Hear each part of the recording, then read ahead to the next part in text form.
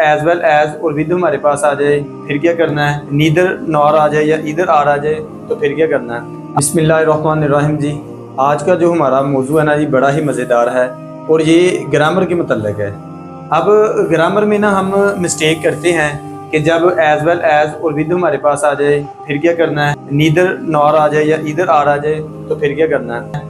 अब ये है किसके लिए? पहली बात तो ये है, जैसे ये सेकंड ईयर के बच्चे बैठे हुए हैं, ये 9th के लिए भी है, 10th के लिए भी है, फर्स्ट ईयर के लिए भी ये रूल हैं और सेकंड ईयर की करेक्शन के लिए भी हैं और थर्ड ईयर के लिए भी हैं कि आप किसी भी क्लास में पढ़ते हैं, 9th में है, 10th में है, first year, second year, third year, तो ये आपके काम की चीज़ें हैं। अगर वैसे आप सेल्फ राइटिंग लिख रहे हैं तो फिर भी आपके काम की चीज़ें हैं।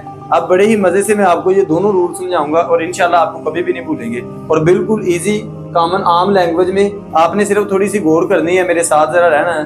मैं बताता हूँ आपको कि दो वर्ड ऐसे हैं इंग्लिश में, एक है एज वेल एज और एक विद। ये दोनों वर्ड जो हैं ये अपने साथ दो सब्जेक्ट लेते हैं, दो सब्जेक्ट ये लेते हैं। जैसे देखिए, मैं एग्जांपल भी मैंने लिखी हुई है कि ये एज वेल एज है, इसने एक सब्जेक्ट ये लिया अपने साथ और दूसरा सब्जेक्ट इसने लिया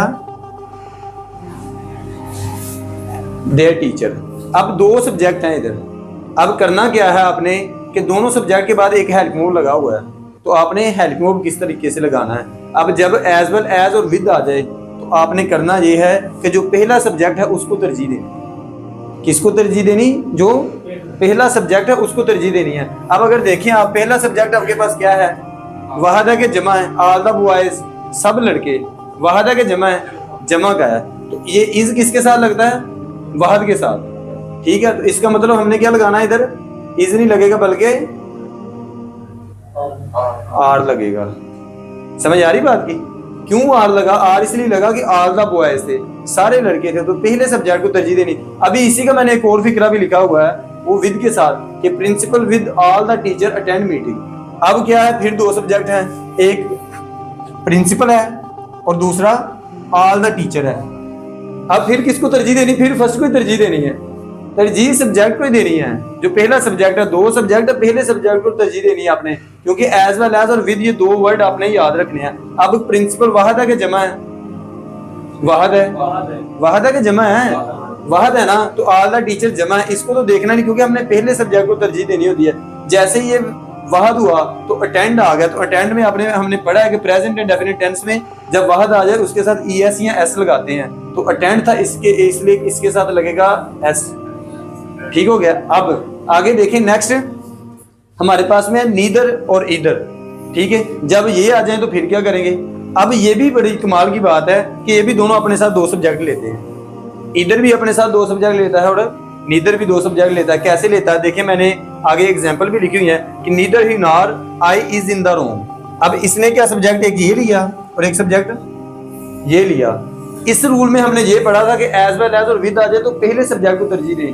अब इसका ये बिल्कुल उलट है, नीदर या इधर आ जाए तो अब दूसरे सब्जेक्ट को तरजीह देनी है। किसको देनी है? तो दूसरा सब्जेक्ट क्या है हमारे पास में?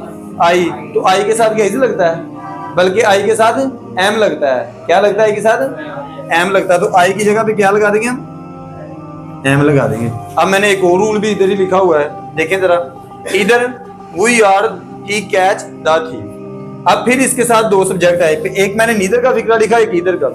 अब फिर सब्जेक्ट दो आए, एक सब्जेक्ट वाहद है और एक सब्जेक्ट जमा का है। ठीक है, और तरजीह किसको देनी है? हमने दूसरे को देनी है, चाहे वो वाहद हो या जमा हो। ये कंसेप्ट नहीं आपने लेना वाहद है कि जमा, बल्कि दूसरा अगर वाहद है तो आपने वाहद का सीगा लगा देना, अगर जमा है तो जमा का सीगा लगा देना। अब ये वाहद है तो वाहद के साथ अभी ऊपर वाले फिक्रे में मैंने बताया कि प्रेजेंट एंड डेफिनिट टेंस में हम क्या करते हैं, इधर क्या लगाया हमने? एस। और ये कैच है, जब सी एच किसी वर्ड के आखिर पे लास्ट पे आ जाए या एस एच आ जाए या डबल एक्स आ जाए, ओ आ जाए, तो उसके साथ ई एस लगता है। तो ये सी एच आ गया तो क्या लगेगा इसके साथ? शाबाश, ई एस लगेगा। जी दोस्तों, ये थे हमारे स्टूडेंट, उनको भी मैंने समझाया। अगर आपको इस चीज़ की समझ नहीं आई तो मुझसे दोबारा आप कमेंट सेक्शन में पूछ सकते हैं, मैं इंशाल्लाह फिर ये एक्सप्लेन कर दूंगा। ये दो रूल बड़े ज़बरदस्त है। इंशाल्लाह मिलते हैं अगली वीडियो में अगले दो नए रूल के साथ।